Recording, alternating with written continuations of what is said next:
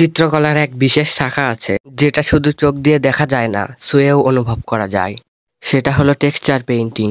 এই ভিডিওতে আমি জানাবো টেক্সচার পেইন্টিং এর উত্থান কিভাবে হলো, কোথা থেকে শুরু, কি উপকরণ ব্যবহৃত হয়, আর আজকের দিনের এর গুরুত্ব কি।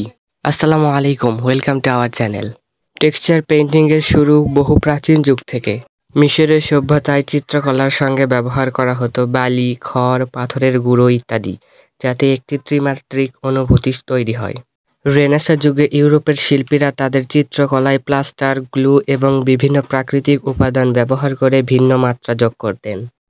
চীনের পুরনো রোল পেইন্টিংয়েও দেখা যায় টেক্সচারাল এলিমেন্ট।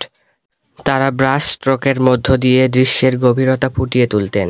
20 শতকে শিল্পীরা রঙের বাইরে বেরিয়ে নানা রকম ম্যাটেরিয়াল যেমন sand, fabric, thick gel media, কাঠের টুকরো ব্যবহার শুরু করেন। বিশেষ করে ইম্প্যাস্তো টেকনিক, যেখানে রং অনেক মোটা করে লাগানো হয়, এটা টেক্সচার পেইন্টিংয়ে নতুন মাত্রা আনে। জ্যাকসন পলক, ভিনসেন্ট ভ্যান গগ, ক্লদ মোনে, এরা সবাই টেক্সচারের মাধ্যমে আবেগ ও আন্দোলন প্রকাশ করতেন। শত শত বছর পর লিওনার্দো দা ভিঞ্চি মোনালিসা এঁকেছিলেন, কিন্তু তার তুলির নিচে ছিল 30টিরও বেশি পাতলা স্তর। প্রতিটি স্তরে তিনি তুলে ধরেছেন এক একটা অনুভব। তার ছবির চোখ যেন ঘুরে তাকায়, তার ঠোঁট যেন হাসে আবার কাঁদে। এটাই টেক্সচারের জাদু।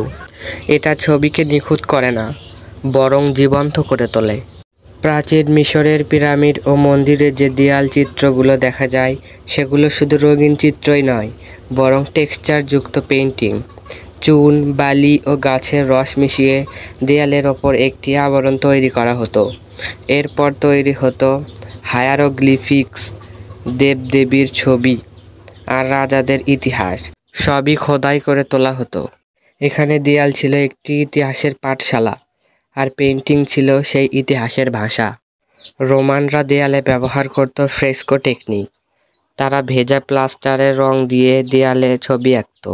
পম্পেই শহরের ধ্বংসাবশেষে আজও দেখা যায় দেয়ালের অলঙ্করণে অসাধারণ টেক্সচার, যেখানে বাগান, দেবদেবী, পৌরাণিক কাহিনী ফুটে উঠেছে দেয়ালের শরীরে।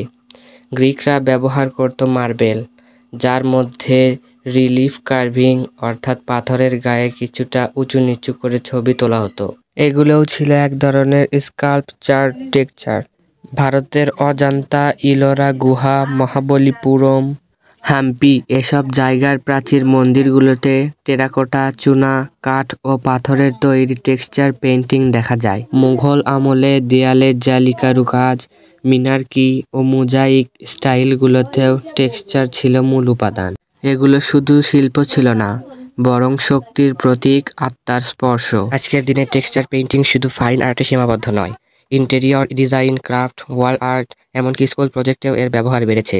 পেইন্টিংয়ে এখন ব্যবহৃত হয় acrylic paste, modelling paste, glitter, rhinestone, যাতে ছবিতে শুধুই দৃশ্য নয়, একটি অভিজ্ঞতা তৈরি হয়। এই পেইন্টিংটিতেও আমি ব্যবহার করেছি থিক কালার, সিম্পল টেক্সচার, যা এটিকে আলাদা করে তোলে সাধারণ ছবির থেকে।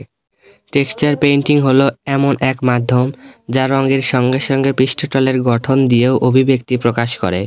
পুরনো সভ্যতা থেকে শুরু করে আধুনিক আর্ট গ্যালারি পর্যন্ত এই শিল্প সবসময়ই ছিল অভিনব আর বহুমাত্রিক। এই পেইন্টিংটি তারই একটি ক্ষুদ্র উদাহরণ।